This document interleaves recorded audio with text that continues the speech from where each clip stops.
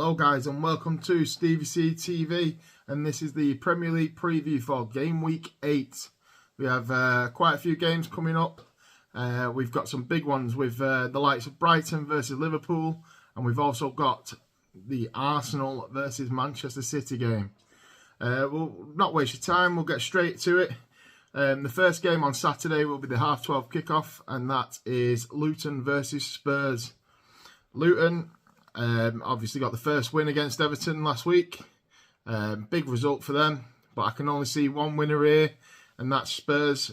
They're still unbeaten at the moment. They've beat Liverpool last week, whether controversial or not. Postecoglou's got the fans running wild in them stadiums at the minute. They can't keep them quiet at all. I think that Luton, you've got Barkley coming back, and you've also got I just don't think they've got enough, even with Barkley, to get past Spurs. So I can't see anything but a Spurs win, and I think they'll win it convincingly. Son and Maddison were potential doubts for the game, but it looks like they might be cleared for the game and they might play. So it looks like, I reckon it could be a 4-0. So let's see what happens there. Next game is Burnley versus Chelsea. That's on at 3 o'clock on the Saturday.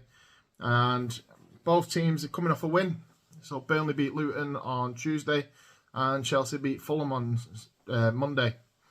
Mudryk getting his first goal, but Mudryk looks to be a doubt. Nick Jackson is back in after suspension. I can't see anything but a Chelsea win on this one. Even though the form recently is not the best, obviously they've got a win on Monday. But I can't see anything but a Chelsea win, and Burnley just, even though they look good attacking, they just can't keep tight. And I can see Chelsea getting a 1-0 win there, with it and getting the 3 points. Next up, we've got Everton versus Bournemouth.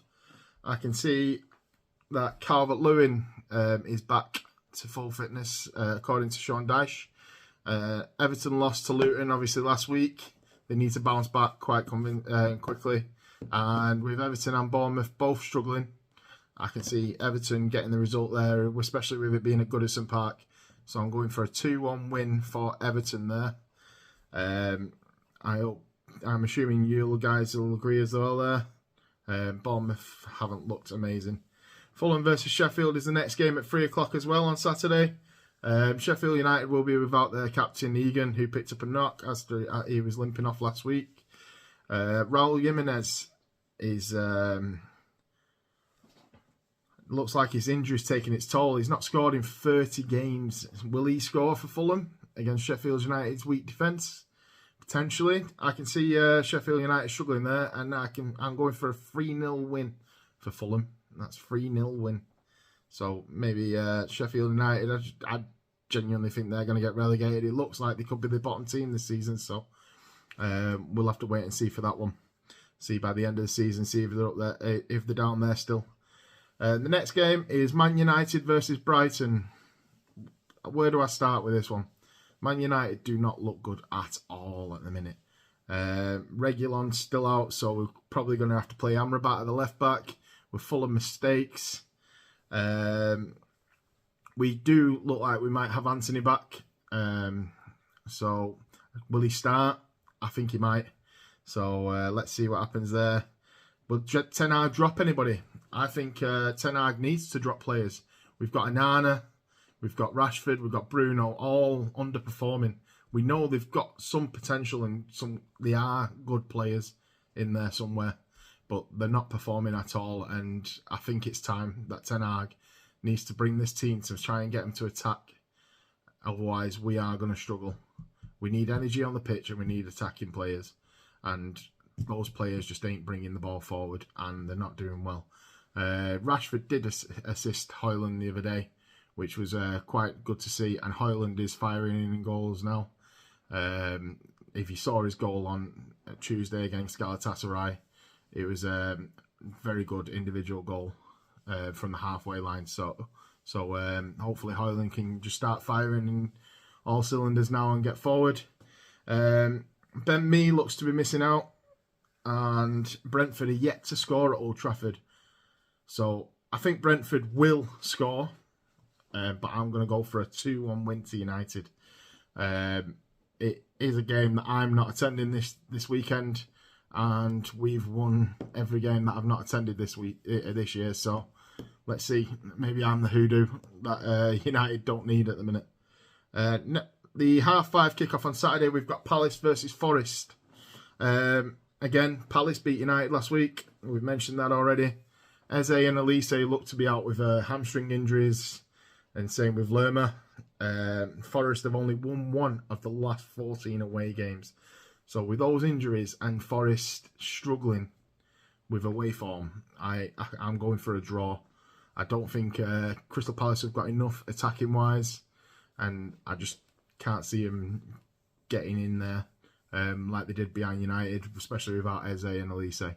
So I'm going for a draw, and Forest don't look to be scoring as much as we expect him to be doing, especially with the likes of Elanga and Munir. His last few games don't look like he's been getting forward enough and getting on the end of any of the balls.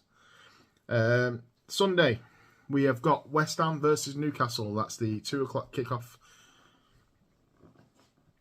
Antonio is a doubt for West Ham, and Anthony Gordon has a 1-match ban for Newcastle. So Anthony Gordon, again, he might not be everyone's favourite player for Newcastle, but he seems to be a regular starter in that side. So let's see what can happen there with who will come in to replace him. We've got Callum Wilson. Will he play? It looks like he's had an hamstring injury, and he looks like he might be coming back slowly. I can see him being on the bench. Newcastle are on form. If you didn't see, they absolutely smashed PSG, which nobody expected them to beat PSG. So if they go on and go into the game like they did against PSG, they've got no chance of losing that game. I think Newcastle keep the momentum of that game, and they go in to win this game 2-0 against West Ham at the London Stadium. The next 2:00 kickoff on Sunday is Wolves versus Villa. That's the Birmingham derby. I'm actually quite surprised this is not televised. Wolves got the shock win over City last week. Can they get back-to-back victories? They've not done that since April, I believe. So will they do it? Let's see and wait and see for that game. I don't think they will. Villa are in form. They're firing on all cylinders. Ollie Watkins getting the hat-trick last week. And they've scored, I believe, 18 goals already this season. So I can see them winning again. And I think they'll win 1-0 here. I've got Ollie Watkins in my team for fantasy team. So hopefully he can get the winning goal. The televised 2:00 kickoff on Sunday is Brighton versus Liverpool, as mentioned before.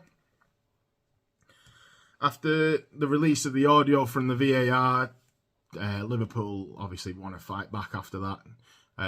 They are not happy with that result at all. They are not happy with how things went. They are looking to investigate even further. And I cannot blame them. Even though it's over, I don't think they'll get a rematch. I don't think anything like that will happen. But VAR, you've got a big week ahead of you, and Liverpool are going to be the ones that are testing you this weekend, especially against the likes of Brighton. Estupiñán is out with a muscle injury, and obviously with the 2 red cards last week, Jones and Jota will be suspended, and it looks like Gakpo might have picked up a knee injury, so he may be out. I'm going to go for the draw in this game. I can't see, unless we get a bit of brilliance from Salah, I can't see Liverpool going on to score many goals this game. And Brighton, I think they can hold it up in defence, even without Estupiñán. They are a good side. De Zerbi has got them very militant in the way that they play. So I'm going to draw. And the big game this weekend is the 4:30 kickoff on Sunday, and that is Arsenal versus Man City. That's first and second from last year. A very, very big game. Will Saka play? We don't know. A lot of people think it might be just a way of making City scared. Well, think that City will be up against Arsenal without Saka, but he did go off with a knock in the last game, so we'll have to wait and see with that. City need to bounce back after Wolves' result. They had Rodri out in the last game. Will they struggle again? Will Odegaard and Arsenal take advantage of that space in the midfield? Who will City put in that place? Will it be Rico Lewis again like they did during the week? Or will it be Calvin Phillips? Will he get his chance to sit there and be that holding midfielder for City that he's never been able to do yet? Arsenal have never Arteta has never beaten City yet. And I can't see him doing it now either. I can see it being a draw. And I think if anybody is going to win, it's going to be City. And it's going to be a goal from Haaland or Alvarez. I can't see it being Arsenal. But you never know. Arsenal, they're still undefeated at the minute. Will they get the results? Off a loss after the week, they will want to bounce back. So let's see what happens. I hope you've liked the video, guys. Please subscribe. More content coming. There will be a review after the games coming Tuesday. So please make sure you subscribe. And I am going to leave you there. Thank you.